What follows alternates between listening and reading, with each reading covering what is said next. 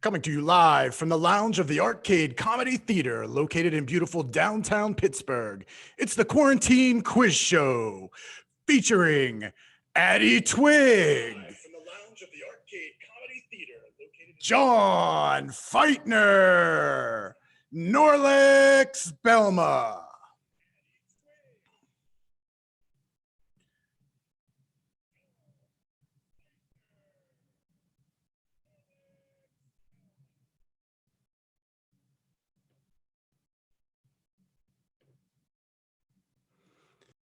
Good evening, everybody, and welcome to Live from the Lounge. Gonna bring all my contestants in. It's great to have you back this week. Coming to you live from the Arcade Comedy Theater. There's my good friend John Feitner. There's Addie Twig. Norlex Belma. Everybody looking wonderful, looking great. Good to have everybody with us. It's great to be back again. We did our first week, which was our what would you say, pilot was our inaugural pilot week episode, and now we're here and we're excited to have you all with us back again. Fortunately, our good friend Mike Rubino was able to get us all renewed for a few weeks, calling in some good friends. So I'm very excited to have everybody here. It's a very simple concept, this show, not much to worry about as far as knowledge for my contestants. I think that Addie said it best. She goes, I love a show where it's just bullshit. And that's what we're looking for. Just a midweek show where we can just get together and relax, get us through this Wednesday and get us pushed on to the rest of the week. I'm so glad to have everybody here. We keep it short, we keep it simple. We'll wrap this up in an hour and we're gonna have a really, really good time. All right, so how this is gonna work, we've got 3 rounds, 3 questions in the first 2 rounds, and then the final round is our lightning round. So to get things started, we're going to jump right into round 1. And round 1, the first round is sponsored by Mini Dungeon Pajama Party. That show's happening this Friday night on Arcade Comedy Theater Live. You can come through and see us go to our website, arcadecomedytheater.com. And you know what? It's kind of hard to do this show without the proper look.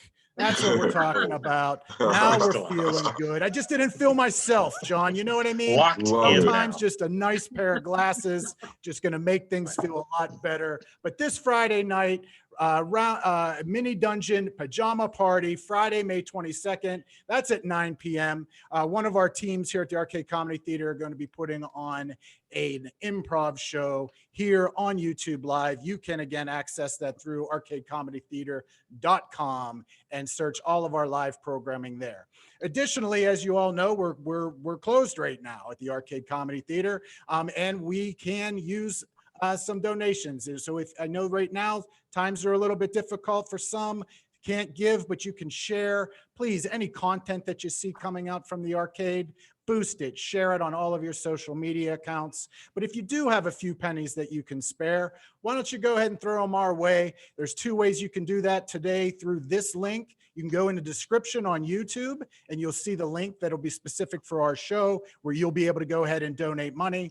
Also, if you're on arcadecomedytheater.com, you will see a donate to the theater button. Just click on that button and you'll be able to go ahead and give some cash. So I'm ready to go. I hope you're all ready to go, and we're going to get things started. This is my starter question. This will be the question every week to get us started. It just gets everybody's juices flowing, gets them warmed up. We're all performers. We've all spent many a nights on stage, crushing audiences, having a good time. There's nothing like that feeling, but every once in a while, you drop a bomb. So this category is dropping bombs. And let's get us started off with Addie. I want to know, Addie, what was your worst time on stage? What was that moment where you were like, why do I even do this any longer? Well, I don't know if you've ever seen me perform, but I've never had a bad show. So I'm just kidding. So I would have to say, so I'm a little different from you fellas because I don't really perform comedy regularly. It's just music for me. And I have to say that somewhat recently, one of my bands agreed to do like a fundraiser to play at a fundraiser that was also spaghetti dinner. And technically, my worst time on stage didn't even have a stage. It was just, it was a really small space, and we got there and we were sort of doing it as a favor for the person running it. And we got there and we were just like, oh, nobody here wants to hear a live band. Not a single person in this room. Like we were like stuffed in this corner, you know, like I was kind of like, I probably shouldn't even be using a microphone. Like it was that feeling of like, yeah, we should probably just sneak out of here. That was definitely like rough. It made me go like, why are we here?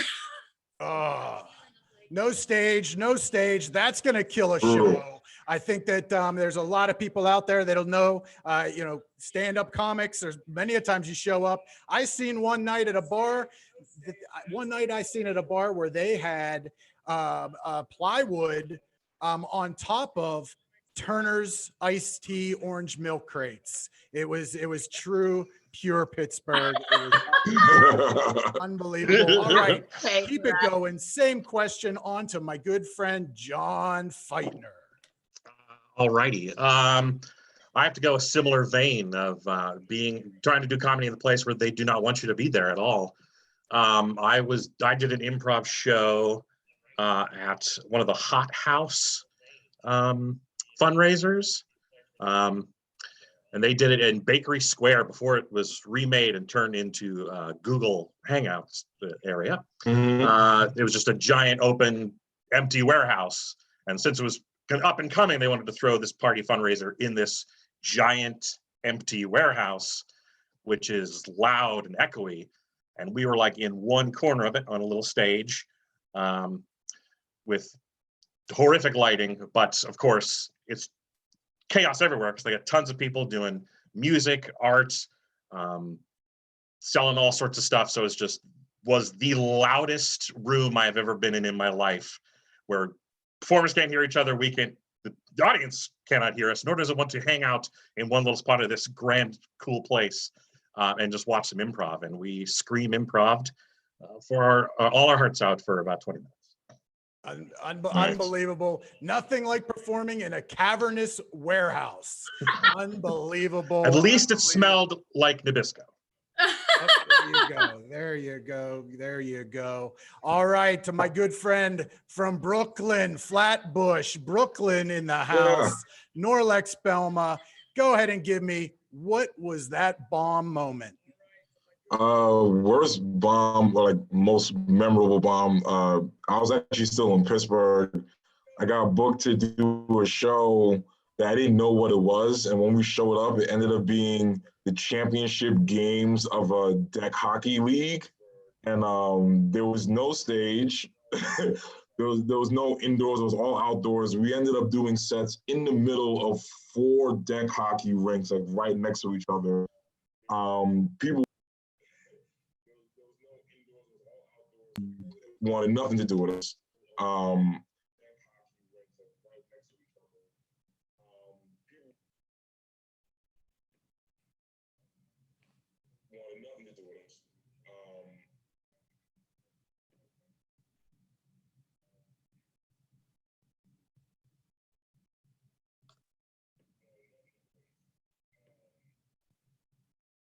Hello? I'm with you, buddy. I hear you there. You're good. Yeah. That was it. I don't know what you heard of that. No, I got it all. I got it all. I totally get it. Oh my goodness. There's so many good stories on your end.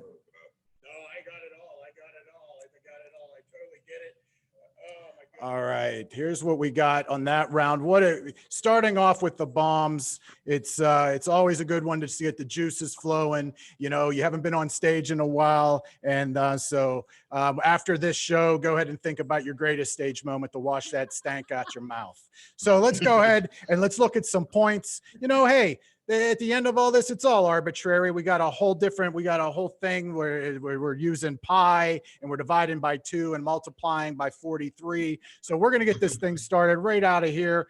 500 points going to my friend Norlex. That's 500 points for that story. I felt it. I felt your pain. John, empty warehouse. Holy hell. I don't even know. And improv. I don't know. I'm giving you 498 points. 498, just right behind Norlex. We're just getting started. And Addie, I know how painful that is to talk about a night where it just didn't go right, and there's so few.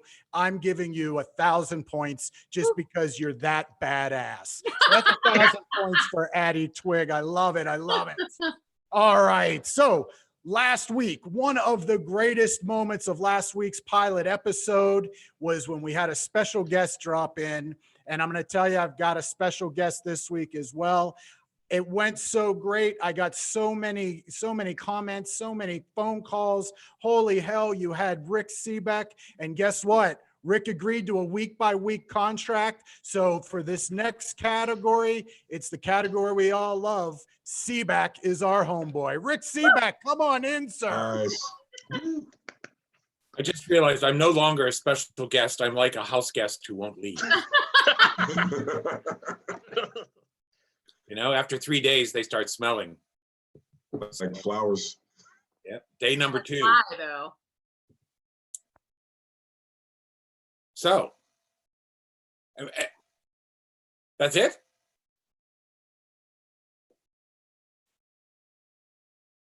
I thought there was going to be more of Jason.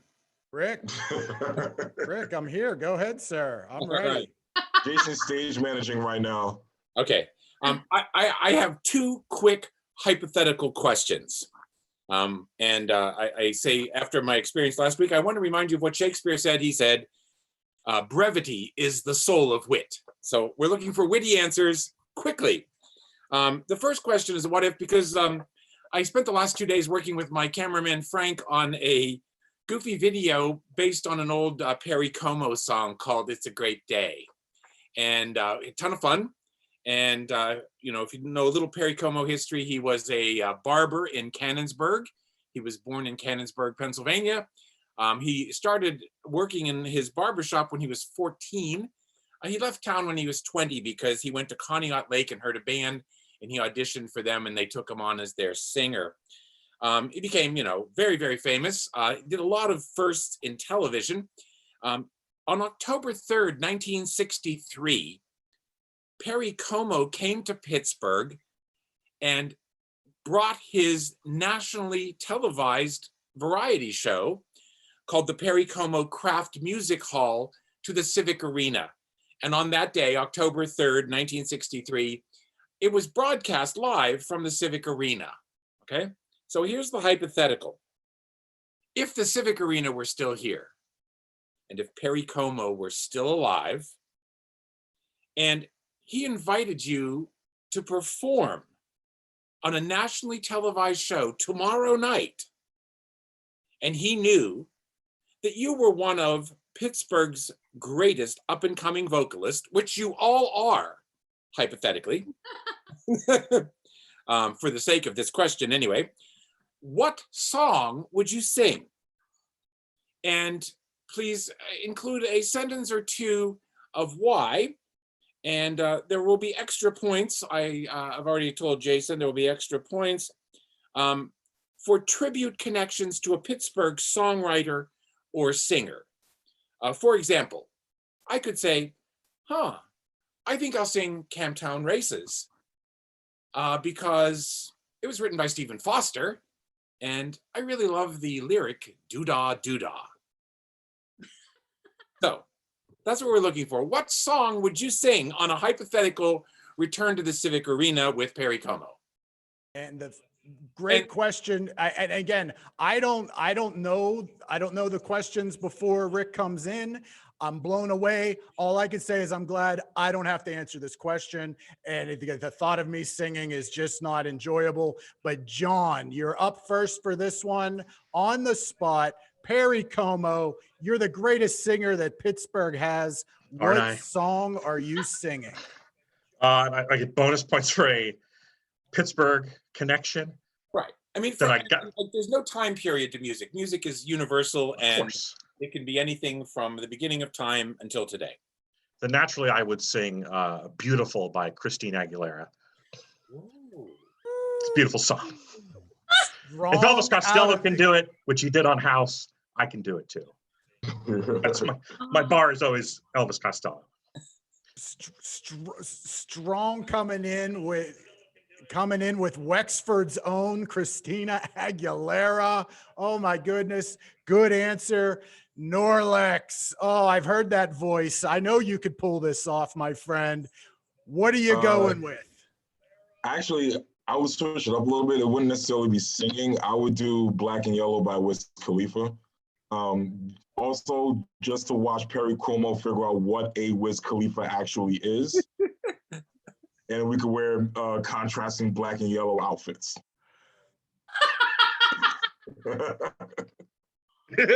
Actually, because I was doing this thing with Perry Como and researching some of this stuff, somebody actually posted him singing "You'll Never Walk Alone." It's really interesting to watch Perry Como because at the time everyone called him, Mr. Relaxation, and Bing Crosby said he was the man who invented casual. His singing style I find very contemporary because it's so low key. I mean, I never heard "You'll Never Walk Alone" done so off the cuff.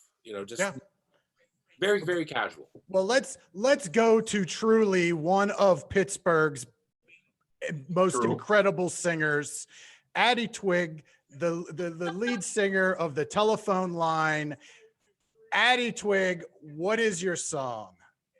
I guess I would probably have to go with, because of the style of my voice, that I'm like a belter and a wailer, I would probably go with Pittsburgh darling Bret Michaels from Poison, Pittsburgh area.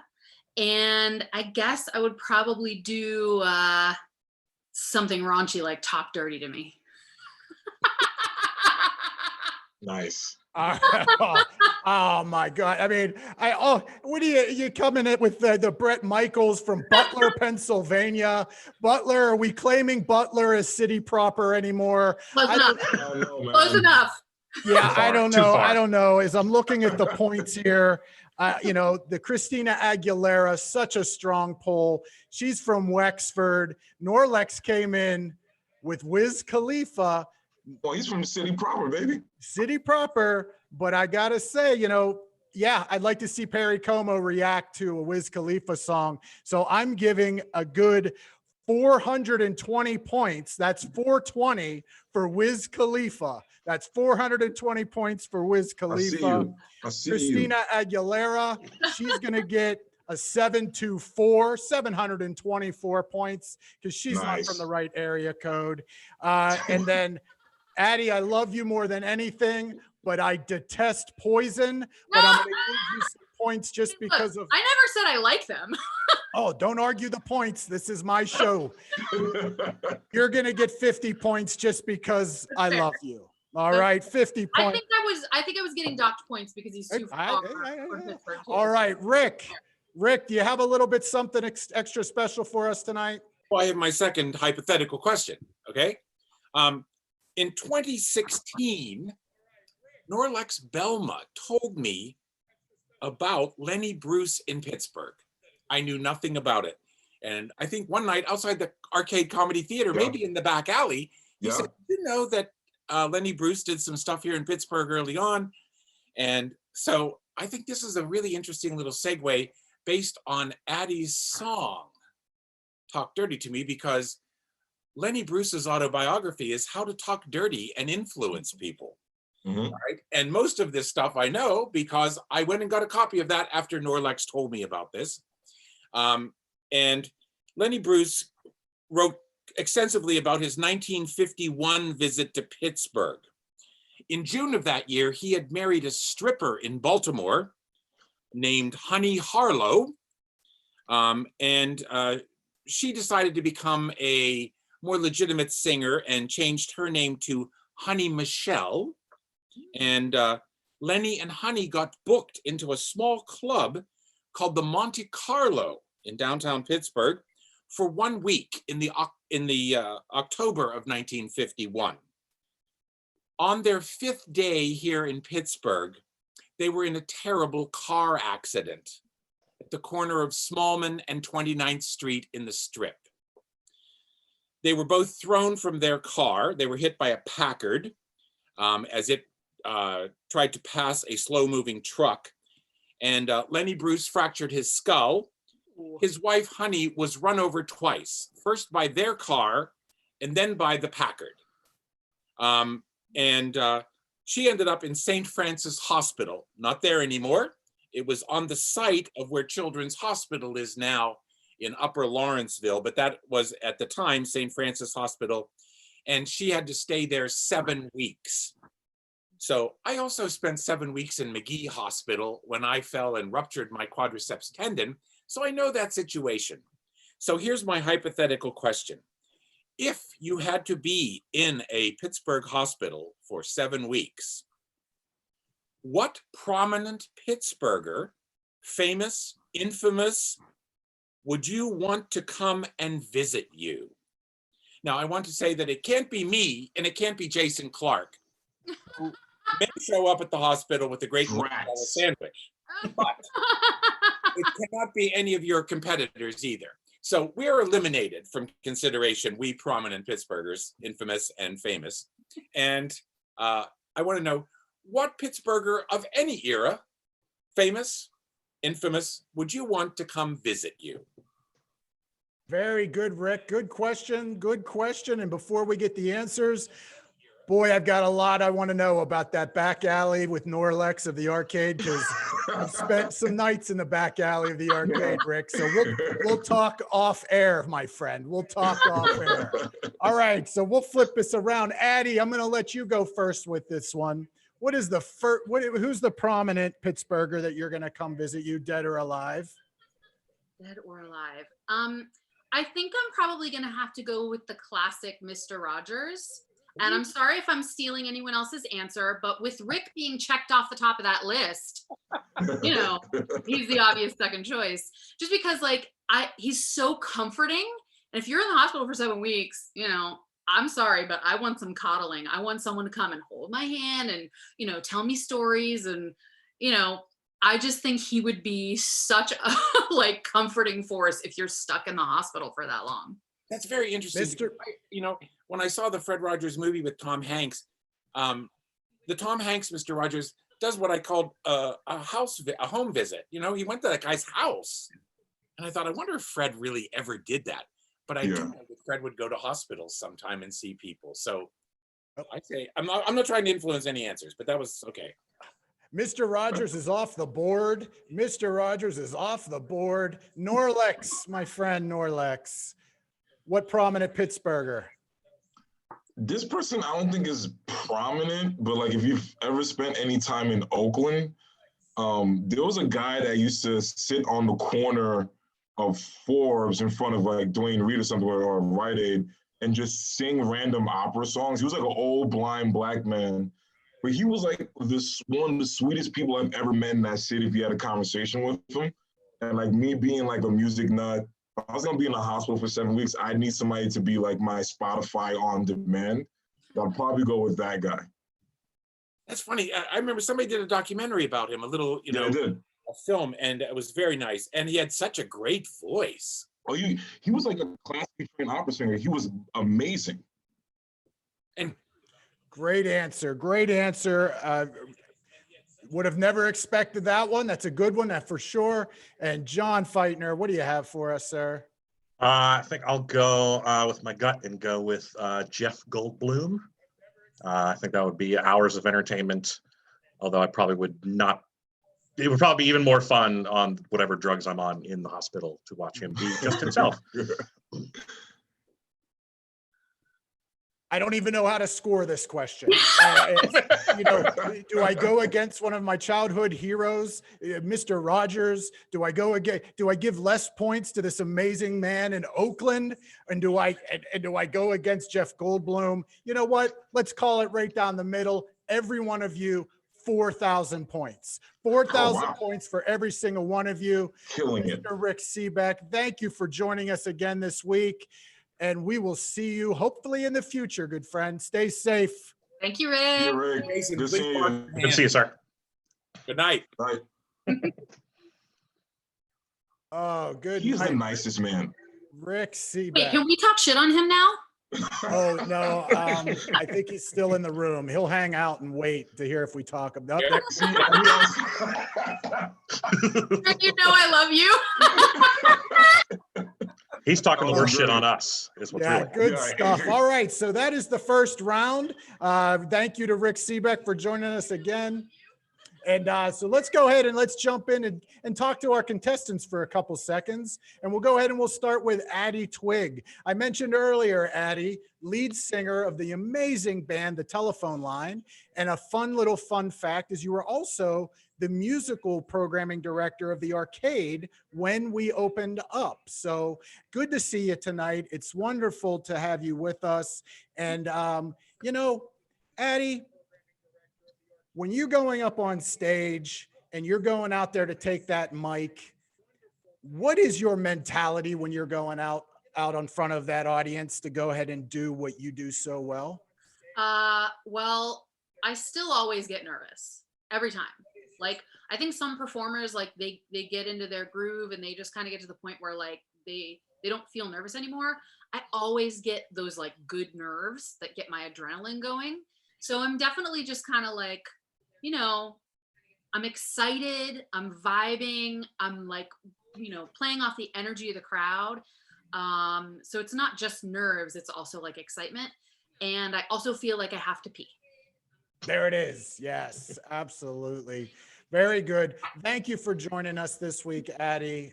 Please go and find The Telephone Line wherever you're streaming music. It is a wonderful, wonderful ride to listen to their albums. John Feitner, oh, how do you, sir? I do pretty well. He does well. He does well. I will tell you a little bit of fun stuff that you got to know about John Feitner.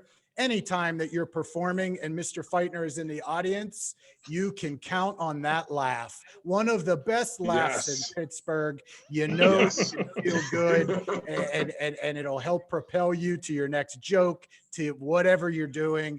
And John, you are an accomplished actor. You had a wonderful, wonderful, wonderful performance this past holiday season in The Night Before Christmas, which I have your poster up here that is autographed by you. If you look in the back, as an actor preparing to remember all of those lines, what's the preparation like for you? How do you memorize all of that? You say it a million times over and over again until your cats are confused by you, mostly. But yeah, I know that I have a weird, I say weird, but I have a very visual memory. So for a lot of me, it's, yeah, just doing it over and over again, but like really looking at the page. And like there are times when I'm remembering my lines where I can literally see in my head where I am on the page, whether I flip the page, am I doing a big chunk? So a lot of it comes visually for me. Strange enough, even though I'm doing stuff verbally and attempting to also be in the moment as a character. But somewhere in the back of my mind is also actually seeing the sheet flipping in my mind. So that's how my brain does it. Yep. Not saying it's the right way. Yeah, I know everybody has their own techniques, and that is something that that I find to be mesmerizing as I watch actors of how much dialogue you're all memorizing. It's amazing, and it blows my mind. Mr. Belma, my good friend, Norlex Belma, Flatbush, Brooklyn. He's in the house drinking some wine. What do you have there, sir? Oh, I need you to unmute, my friend. You're getting bougie. I with was saying, your like, you know, I'm drinking a little vino, a little something, something. You know I love what it. I love it. I love it. Fun thing that you need to know about Norlex. Norlex, an amazing stand-up comic. I've known Norlex basically from when he started doing stand-up, and Yeah. but he is an accomplished musician as well. So Norlex, I want you to talk real quick about what do you go to? What are all the instruments that you play? And what is that one that calls you all the time that you just want to get down and get therapeutic and play that instrument? Talk to us about that amazing skill you have. Well, that's a great question. And what I would like to let me stop.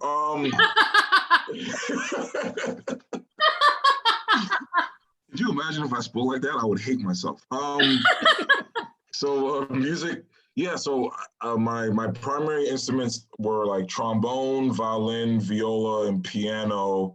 Then I played all the pitch percussion, so like xylophone, marimba, all that type of stuff, quads, timpani, stuff like that. My To answer the second part of the question, I think my favorite one now is like the piano. It's like it's the one that's the easiest for me to be like expressive on. I don't have all the same chops that I did in terms of muscle memory for like violin and viola, and I've smoked too many things to like still play the trombone effectively. um, uh, without sounding like elephant flatulence. So Yeah. I pretty much stick to the keys now. I just bought a keyboard a few weeks ago, and yeah, it's the one that's the easiest to get back into like playing some rhythms or playing some jazz or even some old church stuff if I'm in my feelings. Yep. Play some old church stuff, and then so I would say piano for sure. Yep. So my ultimate dream is to have Norlex tickling the ivories, Addy sitting nicely up on top of the piano, just belting away, and then John just laughing in my ear. That is just the most wonderful time for me. You're good. You're good. You're good. Well, very good. Good to know That's you all. one hell of an Good to get idea. out there to our viewers to know a little bit more about you. But we're going to get moving on. We're going to get moving on to round two. We're going to pick up the pace. We're going to get a lot quicker now that everybody knows who you are. Round two, sponsored by Driftwood Oven. Driftwood Oven is our local business spotlight this week, located on Butler Street. Great friends of ours, Neil Blazin and Justin Vetter, just reopened their shop up. They were doing phone orders only after 4 o'clock. And just today, they made it online where you'll be able to go and place orders online. Oh, sweet. Show some love to one of the best, if not, in my opinion, the Clark family, Team Clark, the best pizza in Pittsburgh. Driftwood Oven, driftwoodoven.com. Show them some love. They are an amazing family, the Driftwood Oven family. So round two brought to you by Driftwood Oven. Here we go. Question one. We're going to get it started. And Norlex, you're going to be the first one to answer. This category is that who I think that is? I want to know of a celebrity encounter that you had that was not expected. Maybe you've seen him in an airport. Like me, I was on a tram in the Atlanta airport next to Tone Loc. I lost my goddamn mind. I said, "Is that Tone Loc?" And he looked at me and he goes, "You better believe it, baby." So, Yeah. is that who I think it is? Norlex. Chance encounter. Okay, so this story 100% true. My best friend and his wife are watching this right now. My best friend Rob Lopez can back this up. Senior year of high school, we were on the way to a music rehearsal in Manhattan, in New York City. And we're sitting on the train that's being rambunctious Brooklyn kids. And we just see a guy sitting across from us with a newspaper like all the way up like this. And he's doing that for about like 15, 20 minutes. And we're like, yo, what's this guy's deal? And he brings the paper down just a little more. We can see the bridge of his nose. And my best friend taps me. He goes, "Yo, is that fucking Donny Osmond?" And I was like, because remember, he had that talk show on TV. He had that game show on TV at that time. So I was like, yo, I think that is Donny Osmond. And the second we said that, his assistant heard us and they both got like really frantic and they got off the train at the next stop. 100% true story. Brooklyn, New York, 2006. Donny Osmond in Brooklyn. Amazing. Very good story. Yeah. Thank you, Norlex, for sharing that one. Addy, is that who I think it is? I'm sorry. I first have to say, I did not expect Norlex's story to be about Donny fucking Osmond. What? That's what's great about the quiz show. You never know. Never know what's gonna We happen. contain multitudes, my friend. So I guess mine would be, this is like, it's gonna have to include a foundation of a slight brag, which is one of my besties is a comedy writer and she wrote for SNL for several years. And so I had the privilege of going to SNL live a couple of times. And one of those times we were walking around backstage, and you know, you're surrounded by famous people when you're back there, but so it wasn't like I didn't expect to see anyone famous, but I did not expect to walk through a hallway and have to pause before I could keep going because someone was taking a picture of one of the pictures on the wall, like in the hallway, so you couldn't get by. And I stopped and I looked, and that person was Daryl Hannah. It's just like, what? So I just like patiently waited while she took her picture, and she was like, "Oh, I'm sorry, go ahead." I was just like, "Oh, okay, bye." Like, you know, she was just there for some reason. Did not expect to see her. Daryl Hannah showing up at SNL. And I will tell you, I am 11 years consecutive in the running of sending my email to get tickets for SNL. And I have been blanked out for 11 years. So if you can hook a boy up. Anyways, John. Yes.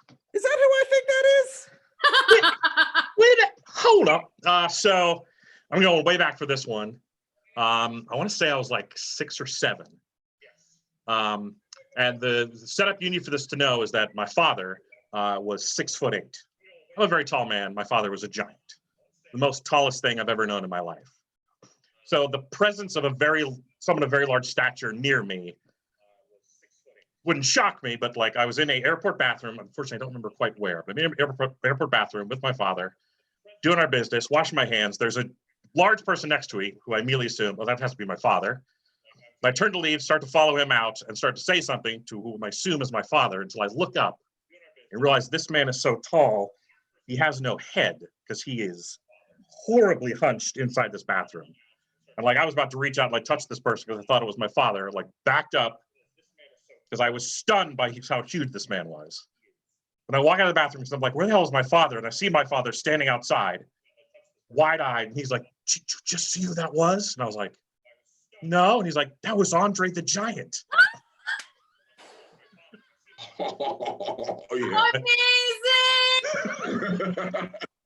Andre the Giant. Andre the Giant. Yeah. I saw was just shoulders. Holding my head. As you were building towards the answer, I was just like, please don't let this be Kareem Abdul-Jabbar, because that would have been really weird. You're just like, I thought it was my dad. Oh, It was really? a black man. So, I mean, that's Andre the Giant, Daryl Hannah, Donny Osmond. I mean, I would have never guessed any of those. Those are amazing. Great stories. I'm going right down the line. I'm looking at the scoring, and I'm going to say Daryl Hannah, a cool 1,000 points. I feel that's a solid 1,000 points. Donny Osmond, you know what? If you would have had Marie beside him, I would have been able to give you some more Norlex, but since you only had half the Osmonds, that's 500 points. And Andre the Giant Andre the Giant weighing in at 622 pounds. I'm going to give you 622 points for Andre the Giant. Nice. What an answer. What a great job. All right, keep this thing moving. We're on to the second question of round 2. And this question, simple answer, no explanation. And the category is, I believe I can fly. What superpower do you wish you had? What superpower do you wish you had? John, you got one for me? I'm loaded up. I know exactly what my answer is. It is site-to-site teleportation. Ooh. I can teleport as long as I can see where I'm going, where that location is. Boom, I can instantly teleport there. I love it. I didn't even know what site to site meant. I'm glad you gave me a little bit of an explanation. You can just teleport anywhere. I don't want to be crazy. I don't want to be breaking any laws just of don't physics. want all of us show up in Florida. You want to be able to, I just need to get to the courthouse. I can see the courthouse. I'm at the courthouse. Boom. Oh, I love it. Any distance, as long as I can see where it is, I can get there instantly. All right, Norlex, what do you got for me? What do you want? It would be invisibility, so I could just watch people fuck. Yep. Yeah. You know, That's the I'm only going to tell reason, you all. honestly. I don't need any other reason. I just want to be able to watch people that I know and don't know have sex. Okay, Oh, okay. As long as Would be both. instructions to the contestants before any sex talk happens, it had to be after 8:30. So thank you for adhering to the rules.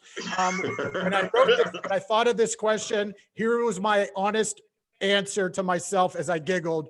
I said, Norlek's going to say invisibility because he wants to creep. Because Jason, Patty, because we're invisibility actually is- friends, you know me. Invisibility is off the table. Site to site teleporting is off the table. What do you have for me? I would like the stretchy power that the mom in The Incredibles has, Yes. also for sex reasons. Oh, That's right. oh, with the That coin, is right. with the coin and the coy little lean and sip. I loved it. I loved it. All right, so I've got two sexually driven To you. answers, and John, I'm sure you. I mean, as long as I can you can see a make your- penis, I can teleport. So, Exactly. I'm not saying it's not exactly, sexual. Exactly. Oh man. All right. So John, for site to site teleport, for teleporting site to site, I love it. I love the idea. I love the concept. 250,000 points. It's Ooh. getting real now, folks. Woo. 250,000 points for that. Stretchy Bendy, stretchy Addy. You know what? I love it too.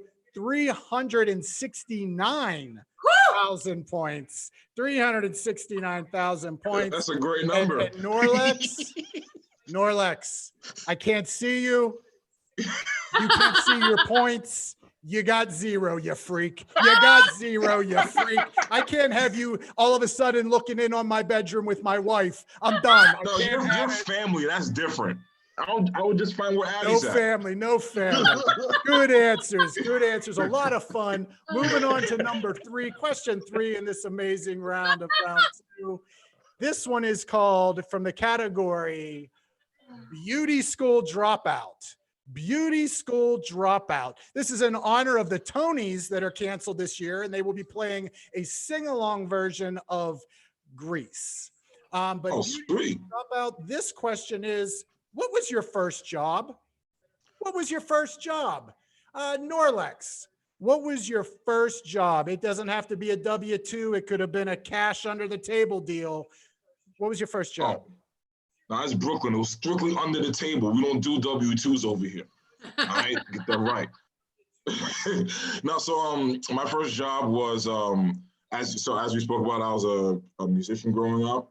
So my first job was I ran the 8 o'clock church choir for my church, sophomore, junior, and senior year of high school, and I got paid $100 a Sunday under the table. Ooh, damn. And my parents took all that money from me, put it in CD accounts for me, and when I needed to pay off my loans, that was some of the money I used. Wow, that church money is real. Church. Oh, but what? Oh, that's like $5,000 a year. It's amazing. Wow. Oh, It was perfect. amazing. Perfect. Good stuff. John, on to you, John. What was your first job? My first job was working at a Giant Foods, not a Giant Eagle, Giant Foods in Virginia. And I was, my job was, of course, to collect the carts, but also put groceries in people's cars for them. So I just hang out in the front, serving the people. Who would have thought that would have been a goddamn essential job? Unbelievable. Right? Unbelievable. Very good. And Addie, where did you get your start? What was your first job? Technically, I guess I have to say babysitting. I mean, it feels pretty cliche, but like technically that would have been my first job. I did my first like real job though was at a Giant Eagle, and I wasn't a cashier or anything. I just like bagged groceries and like restocked shelves with like what we called go backs. Like if someone got to the register and was like, I don't want this can anymore, I would like put stuff back. So, Yup. but I think technically it was babysitting. Okay. Yeah. All right. That's a job. That's Classic. a job. Yeah, classic. Classic. It's a classic. That's classic starter job. Americana. I love it. Were you certified? Did you get certified? Did you do any certifications for babysitting? Not when I first started, because I was probably like 12. Oh. I mean, I was young when I first started, but then like I did work with kids when I was in like college, and that by that age you definitely had to be like certified and Good stuff. All good fingerprinted jobs. and all All that. wonderful jobs. Norlex parlayed that choir money into paying off some loans. That's wonderful. You've got Killing it. the Giant working at Giant Foods, the Giant John Feitner working at Giant Foods, and babysitting. So how many kids did you babysit? Oh, who even knows? I mean, I was a church kid, so there were tons of kids for me to baby. Oh, wow. Another church thing. You know what? I'm going to keep this nice and simple. I loved all of your answers. It's a tight race. I want to keep it tight. I'm giving you all 42,000 points just because 42,000 points for Nice. everybody all the way down the board. I loved all your answers. I didn't want to shit on anyone's first job. It was just I wanted to make sure you felt good. So that's amazing. That's 3 questions in that round. We got through it quick. We're up against the clock, folks. I don't blow the light. We are going to land this plane on time. I guarantee that. And we're going into our final round. Our final round is sponsored by Penny Arcade Online, our award-winning kids show that happens every other week during this unprecedented time online. And this week will be their last one for the next 3 weeks, as they're going to take a quick little break. A lot of hard work goes into those shows. So this Saturday, check them out at 1 p.m. Go to arcadecomedytheater.com and you'll be able to watch the Penny Kids. Bring your kids in. If you're babysitting kids, bring those in, whatever. It's a fun show, a lot of fun. So on to our final round. I can't believe it's happening. It's over. You were excited about this night for a week, and now it's over, just like your biggest show where you can't wait, and then it's over. And this is the lightning round, the final question. It is titled This or That, or as they call it in the streets, Choose. So each one of my contestants are going to pick one of these cards that has a randomly selected question, a randomly selected 2 items that they will have to choose between the 2. So getting us going here, John, card number 1, card number 2, card number 3. Again, random questions. You have no clue what this could be, what it could be about. All right, I'm feeling number 3. Feeling number 3, starting with card number 3. Here we go. Number 3, John, get ready to choose. Who Framed Roger Rabbit or Buckaroo Banzai? You son of a bitch. Choose! Oh, fuck. Ooh, that hurts. How dare. I should have gone with 2. Oh my God. Who's the son of a bitch now, Jason? Oh my God. Oh, the philosophies of both are just so pure.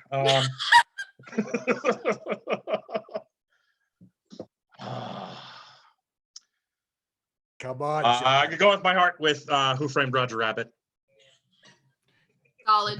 The power of laughter is sometimes the only power we have. So very good, I have to very go with good, that. very good choice. Very good choice, John. I know that was painful, sir. The posters are on the wall right there. Buckaroo Banzai. What are you gonna do? What are you gonna do? Damn, that hurts. Norlex, 1 or 2 random questions, maybe not related to you at all. You never know. 1 or 2. Let's go with 1. Card number 1. Good choice. Oh, I don't know, Norlex. Gonna keep it real. We're gonna keep it in New York City. Oh, that's great. Biggie or Jay-Z? Biggie or Jay-Z? Many nights sitting on my back deck talking about rap. Norlex, I'm finally going to get a goddamn answer out of you. Biggie or Jay-Z? Man, that cuts deep. I look like a Django extra. I look crazy in this camera. I'm gonna go with I'm gonna have to go with Jay because of like the longevity of the career. Yeah, I mean, You don't have to defend it. You don't have to Yeah, defend it. But I mean, you're talking longevity of a career. One guy got murdered. I mean, he didn't have a No. choice, my friend. oh no, trust me, I get that, but it's like they don't have equal catalogs. So to say Jay-Z, you would have to say Biggie, you would have to like ignore 18 years of Jay-Z's career. You know? Okay. Very Yeah. good. Very good. Oh, Addie, they left you with the scraps. They left you. Look, hey, I like even numbers. I'm fine with that. Nice. That's why we get along so well. Call Melissa, my wife, after this and talk about my maniacal even number bullshit. Card number 2, final question. Here we go. Aretha or Janis Joplin? Oof.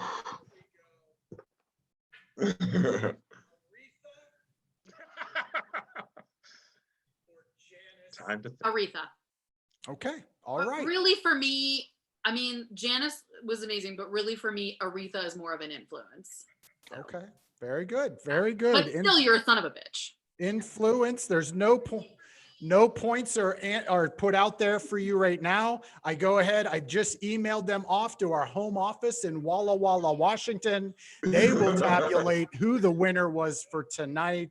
A lot of math goes into this. It's beyond my ability.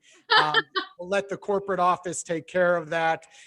Folks, again, all of you viewing, watching tonight, thank you so much for joining us. This has been a blast. Please, please, please, if you can find a dollar here or there and you want to throw it to an amazing arts organization like the Arcade Comedy Theater, you can go ahead and see the link that's on the YouTube description. Or if you're watching through our website, you can go ahead and click to donate to this show directly. And Jason, Yes. I believe they can select a contestant. Yes, They're donating it. I'm just saying, like, yes, you they know. can. Oh. They can. And and listen, it'll stay, it stays live. So if you want to work through some people the rest of the week and get them to throw some ducats our way, they can do that. So wonderful. Thank you all for doing this. And I just got the totals in. I just got the finals. Boy, what a close 1 point. 1 point was the difference between the winner, second place, and third place. We had a two-way tie for second place. And the winner tonight in first place, the amazing, the wonderfully talented Addie Twig. Addie Twig, there, you did it. You are this week, episode 1's, week 1's quarantine quiz show champion. My two friends, John, Norlex, you battled, you gave your best. We're the opponent. You know, honestly, Norlex, the invisible thing, that kind of sunk your boat. That kind of hurt you. It really, really. I just always try to be honest in our friendship, Jason. That's it. Yeah. It definitely overcame the Bret Michaels answer earlier. And John, I am incredibly sorry to put you in the position you were in that final question. Do not be mad at me. Be mad at Jimmy the Worm Slayer. All right, everybody. This was a lot of fun. We'll be back next week, 8 p.m. right here, live from the Arcade Comedy Theater Lounge. Have a great night, everybody. Night, guys. Thanks. Thank you. Thanks, Jason.